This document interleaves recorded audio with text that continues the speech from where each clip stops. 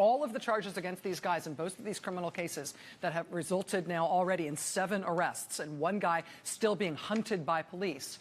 All of the arrests, the criminal complaint about these guys, it's all about these guys participating in an organized conspiracy, basically to beat people up at right-wing events, like the Unite the Right rally in Charlottesville, Virginia, in which, of course, a counter-protester was killed by a neo-Nazi.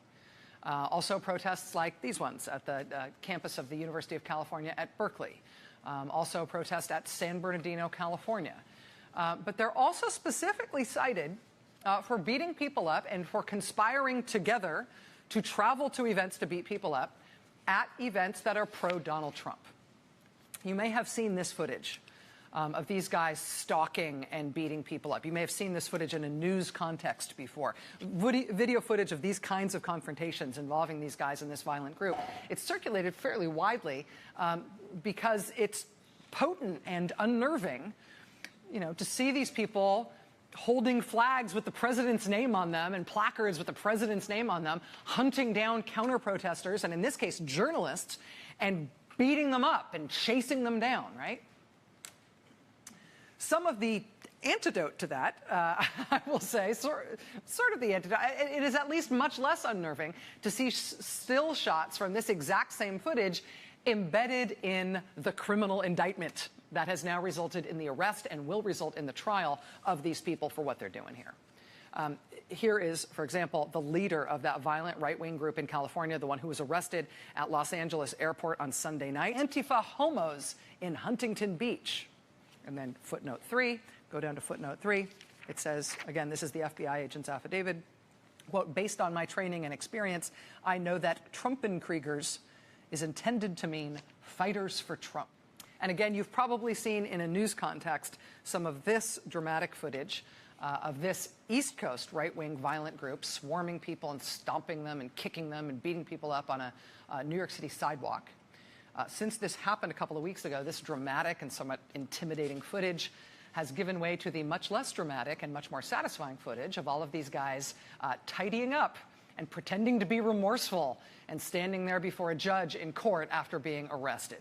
So far, New York police have issued 9 arrest warrants for the members of this violent pro-Trump group on the East Coast. 6 of the 9 of them have been arrested already. It sort of feels like a new one is coming in every day. Pity the poor barber who had to clean this guy up. Whew. Law enforcement officials in Oregon held a press conference to announce that at one event late this past summer, where pro-Trump right-wing groups came out in the streets of Portland, Oregon, to brawl with people who were there to protest against them, law enforcement officials announced last week that they found a cache of weapons, a large number of long guns, that were stashed by that right-wing group in a parking garage overlooking the scene of that protest ahead of that fight, which took place on August 2nd. The head of that group was invited onto the Fox News channel in prime time. They see themselves as protectors and promoters of the sitting president of the United States. At the very least, people of the right, let us scum in.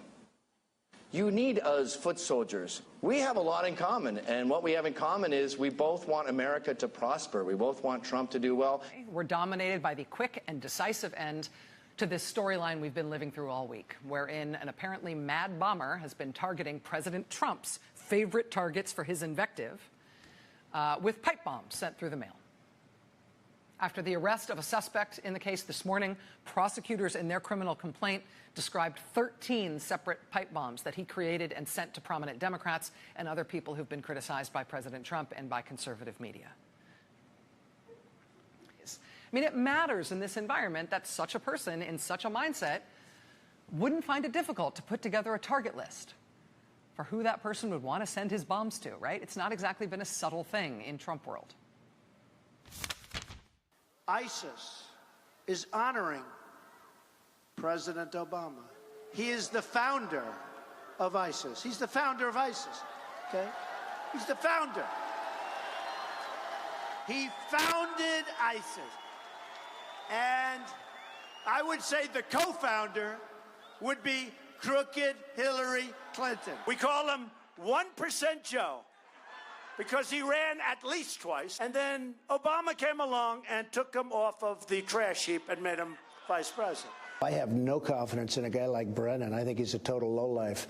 I have no confidence in Clapper. Tonight we start with James Clapper. Without a doubt, he should be stripped of his security clearance as soon as humanly possible. He, like Brennan, also misuses his clearance to validate and also monetize his hatred of President Trump. A Democratic Party that's been bought and paid for by the George Soroses of the world, who really don't care about the American system, who don't like the way we live and our values and our principles. George Soros hates the United States. Maxine Waters, a very low IQ individual.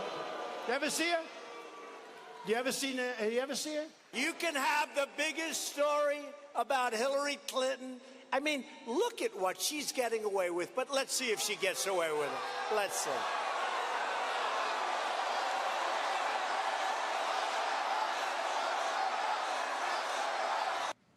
The president, for example, is now calling himself a nationalist now.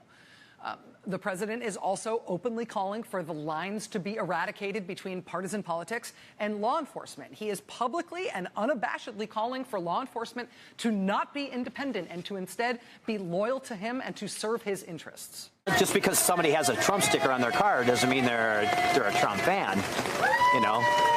He could turn, you know, it doesn't mean nothing. Barack Obama probably sent his to himself, and Hillary Clinton probably sent hers to herself. So you don't think this guy actually sent these bombs to these officials? No, probably not. Why? They probably had it done.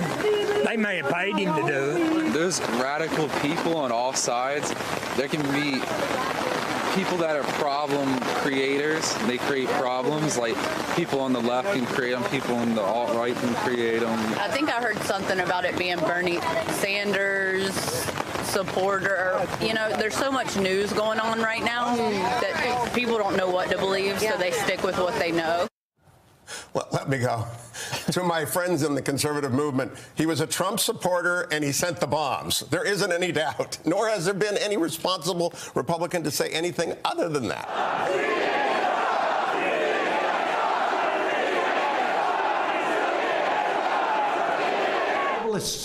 They like the Globe. I like the Globe too. I like the Globe too, but we have to take care of our people. We have to. She hired Hillary Clinton's attorneys to cover it up. She took your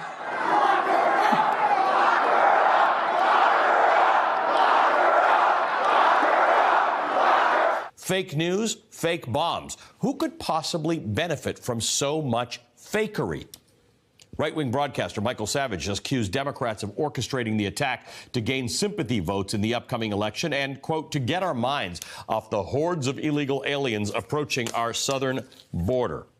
Wouldn't it serve your purpose if you're a Democrat operative to make it look like the Republicans are a bunch of insane lunatics? It could be someone who's trying to get the Democratic vote out and incur sympathy. The left feels they're losing on many levels, and I feel they're planting these devices just to play the role of victim.